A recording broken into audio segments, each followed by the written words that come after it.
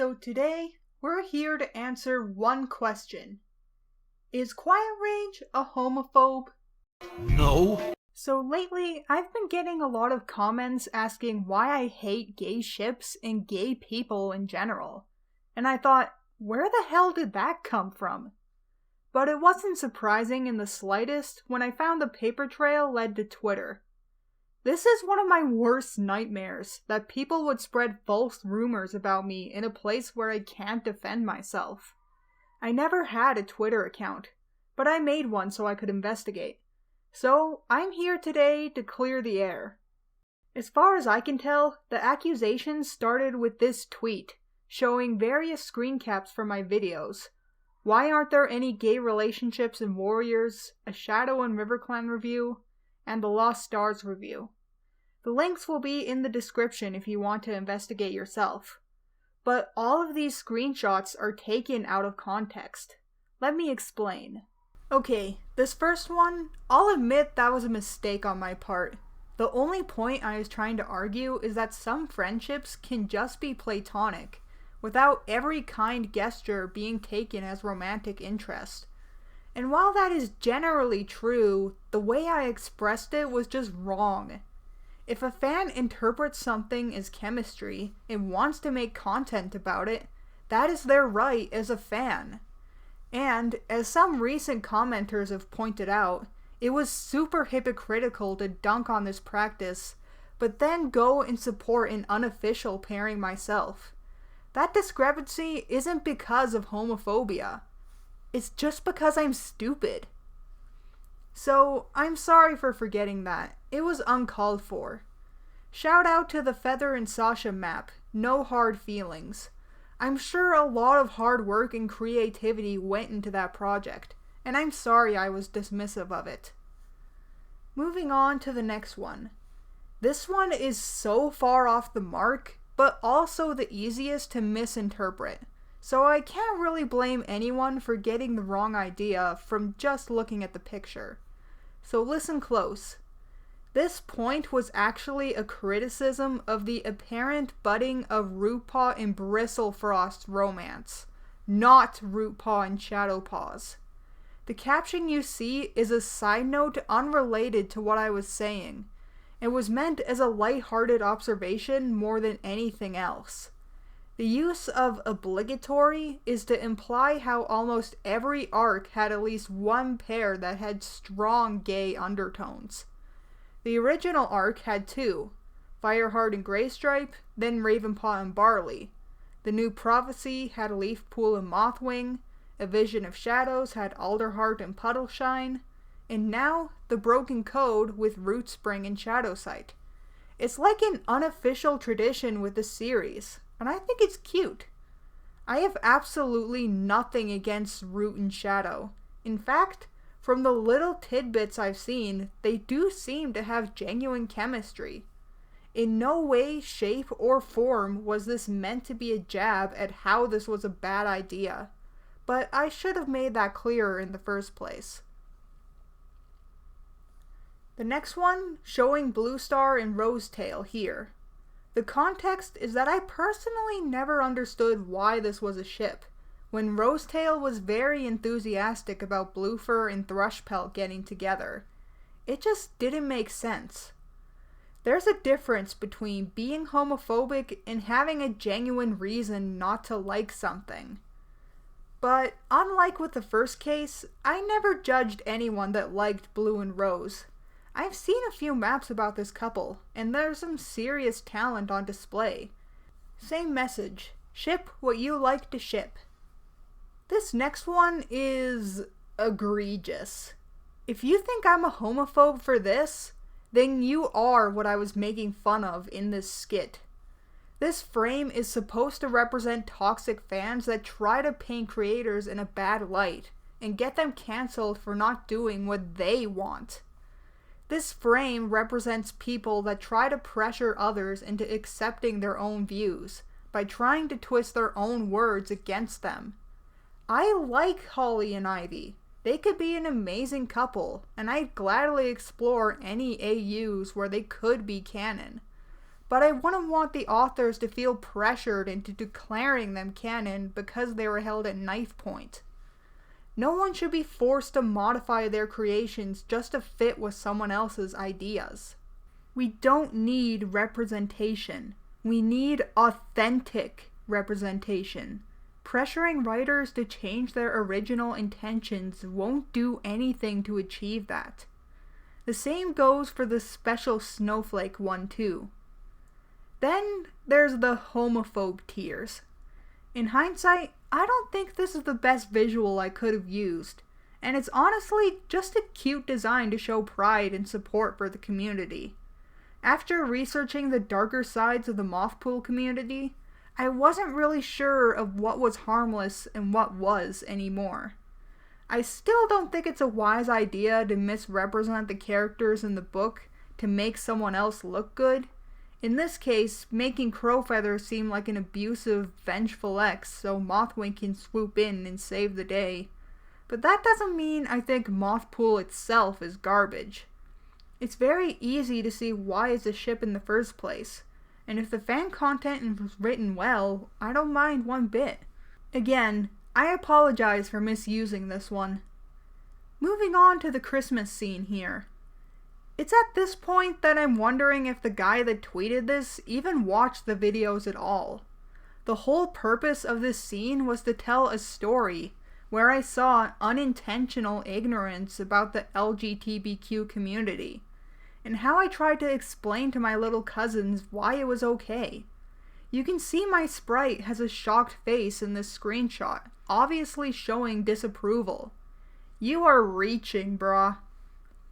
I think it speaks volumes that all of the examples that this person used from this particular video are taken out of context, but they never bring up the parts where I very clearly condemn actual hatred of the gay community. If you haven't watched it, let me summarize. There's one segment of the video where I go over book banning, a practice where someone can call for a school or public library to remove a certain book because of inappropriate content. A lot of the cases I looked at, the books were only complained about because they featured LGBTQ themes, and I roasted every single one. Why were these parts so conveniently forgotten about, I wonder? Alright, this last one is definitely the most complicated. I won't mention any names, but there is a person on my Discord server who has expressed their concerns about my views on transgender matters in this video. So with that additional context, I can see why people thought poorly of this one. I will admit I didn't fully understand transgender at the time, but I try my best to be supportive of them and the entire LGBTQ community. That was the entire purpose of this video, to raise awareness of homophobia and make a stand for gay rights in the book market. But I obviously failed in that department, and for that, I'm sorry. So with the power of hindsight, I can say that I get why the person replying is so upset. It's distressing when someone dismisses your identity, and the person that told them to talk to a doctor, I can see that in their mind, they may have thought that they were being supportive, but they actually came across as condescending. I don't know how I totally missed that back then, but now I'm glad I got the chance to learn from it. All in all, I've made a few errors in judgment, and I apologize for making people uncomfortable. But I never have and never will be a homophobe. And those that say I am are either misinformed or malicious. It seems that in light of this thread, people are piling on other reasons to hate me. I'd like to state my case on these as well. This person claims I guilt others into joining my maps. It is true I asked her to join one of my maps, but I never, under any stretch of the imagination, guilted her or anyone else into doing so. I can't imagine doing something so atrocious. You really think someone would do that? Just go on the internet and tell lies? Another person claims that I steal art for my videos and never give credit. I get this one a lot actually, and it's blatantly false. I always credit the art I use and get permission. A large chunk of what I use is what people have drawn specifically for me. I don't always use a credit for something I used before, mostly because it would get redundant, but I always credit the first time I use it, and wherever I can. This is another case where I know whoever makes this claim has not watched the videos, or at least hasn't watched them thoroughly. The credits are always at the end, in the, credits. And finally, the last one. This one claims I describe Ivy and Holly in Incest Ship as heartwarming. Yeah, I did call Ivy and Holly heartwarming, but that was for their similar life experiences and ability to relate to each other. It is problematic that they are related, but you know who else is related? Mothpool. Sandstorm's father is Redtail, and Tigerstar's mother is Leopardfoot. Redtail and Leopardfoot are siblings, so that makes Sandstorm and Tigerstar first cousins. Leafpool and Mothwing, Sandstorm and Tigerstar's offspring, respectively, are then second cousins. Almost every single ship in the series is related on some level. The ones that aren't either have at least one party that isn't originally from the clans, or the family tree isn't extensive enough to prove a connection. Trying to call me out for this is hypocritical, when one of the most popular ships in the entire fandom is related themselves. I know I ain't one to talk about hypocrisy, but two wrongs don't make a right. In general, there was also the usual suspects, saying I was too aggressive and childish in my arguments. This one I am also used to hearing. Look, 99% of the time, my anger is meant to be funny. Whenever or not you find my content funny is entirely subjective, of course. But first and foremost, my videos are for entertainment. I want to inspire people to stand up for themselves and think critically about the stories they consume. They seem to be under the assumption that I attack anyone that disagrees with me, which is just not true. I like talking about murder cats. That's why I started this channel, to talk to people about murder cats. And discussions get dull if you only talk to those that agree with you on everything.